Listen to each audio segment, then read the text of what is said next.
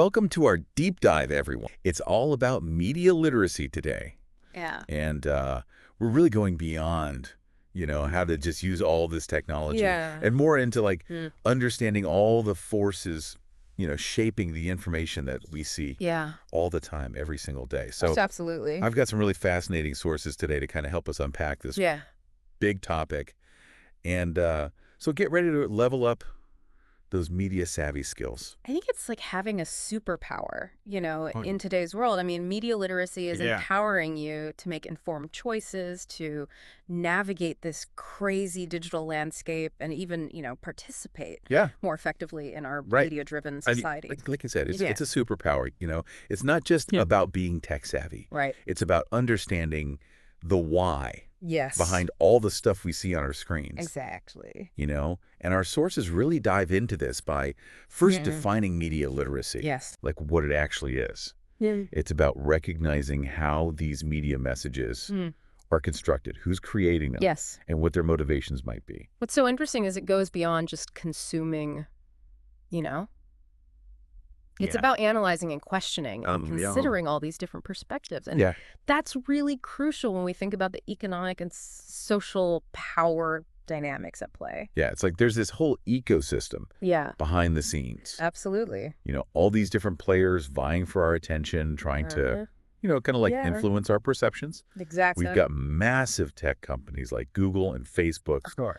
We've got public media outlets, you've got the constant buzz of social media, and then you've got the fact-checking organizations. Yes. Trying to make sense of it all. Make sense of it all, exactly. And they all wield, significant influence. Yeah. But their motivations and their goals are totally different. Like if you take big tech, I mean, these companies, they provide these incredible platforms for connection and information sharing, but they want to make money.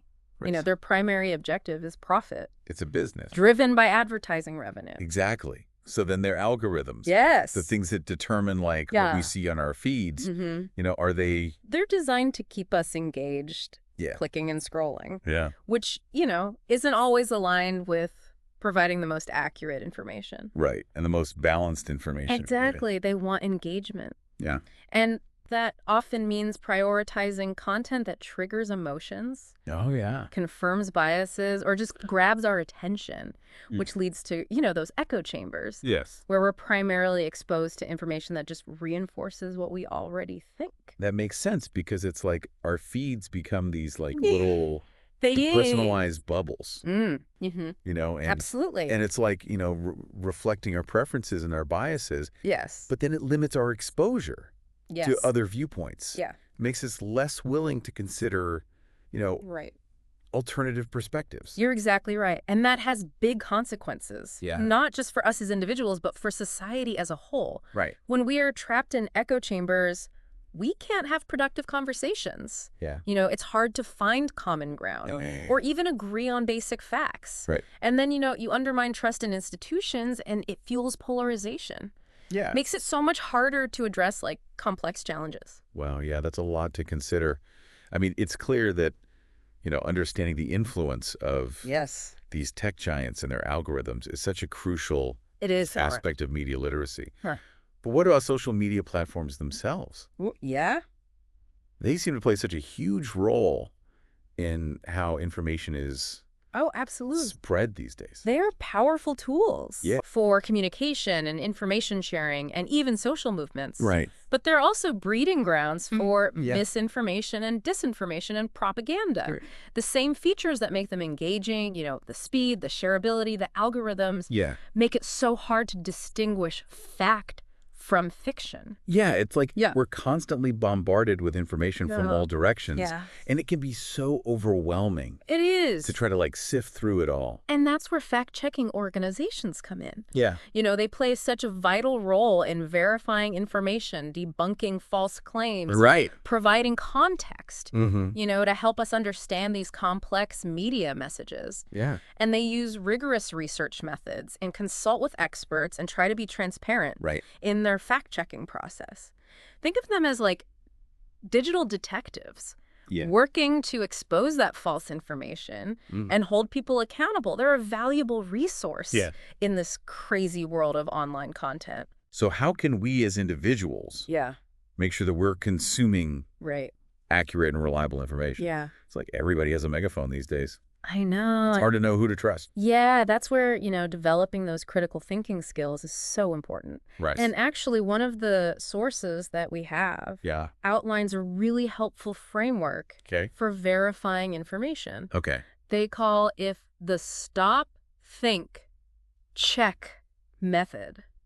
And it's a really simple but powerful way to approach information carefully. I like it. Yeah. Tell me more. Okay, so it starts with est off P. Okay. Before you react to share, internalize a piece of information, especially if it triggers you emotionally, take a moment to just pause. Because emotions can really cloud our judgment. Oh, yeah. Especially when we encounter something shocking or outrageous or, aligned with our beliefs. Oh, it's so easy to get swept up. I know. In the heat of the moment. Especially on social media. Oh, yeah. Where things can go viral so fast. Yeah, exactly. So that pause is important to take a step back and look at it more critically. Then comes think.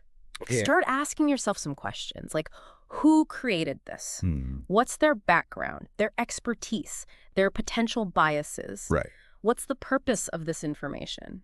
Is it to inform or persuade or entertain or even manipulate? It's like being a detective. Yes. Right. Looking for clues to figure out how reliable this information is. Exactly. You've got to consider the source, the motivations, the context. And finally, you check. You verify the information by comparing it with other sources. Especially those known for credibility and independence. Look for evidence and facts and corroborating accounts. So it's not just about accepting things at face value. No. It's about seeking out multiple perspectives. Yes. And then evaluating the evidence. Exactly. To get like a more well-rounded understanding. Exactly. And when you apply this stop, think, check method, you can really reduce the risk of falling prey to misinformation. That's really helpful. Yeah. It makes total sense. But it feels like a really daunting task to verify everything that we see. That's true. Especially with how much is out there. It is. And one of the sources suggests focusing on understanding the types of content that we see. So we can recognize red flags. Okay, so what kind of categories are we talking about? Well, one key distinction is disinformation versus misinformation. Disinformation is intentionally false or misleading. Spread to deceive or manipulate. Like deliberately crafted lies to cause harm. Okay, so that's disinformation. What about misinformation? That's false information. That's shared unintentionally. So it could be like a misunderstanding, an outdated fact, or just a mistake. The key difference is there's no malicious intent. Got it. So disinformation is a deliberate lie? Yes. Misinformation is like an honest mistake. Right. But it can still have negative consequences. And then another category to look out for is sponsored content. Which is created or influenced by a third party. Usually a company to promote something. So like those Instagram posts that look like regular photos. Exactly. But they're like hashtag ad. Kind of hidden away. And those can be tricky. Because they're designed to blend in. Sponsored content isn't always bad. But you have to be aware of the potential for bias. The information might be skewed. So we need to look at it carefully and consider, is this actually informative or is it just trying to sell me something? It's about recognizing the motivations behind the content. Yes. We can't just take things at face value. You've got to think about who's benefiting from the message. It seems like we need to be like extra vigilant online these days. Especially with these like subtle forms of persuasion. Are there any other categories that we should be thinking about? Well, there's also propaganda. And that's information that's used to promote a specific cause or point of view. And it's often biased or misleading. And it uses, emotionally charged language and selectively presented facts and all those persuasive techniques to kind of influence our opinions. So it's like more targeted and politically motivated. Often, yeah. It can be really dangerous in today's world, and everyone's so divided. Exactly. Propaganda is so effective at shaping public opinion and getting people to rally around a cause.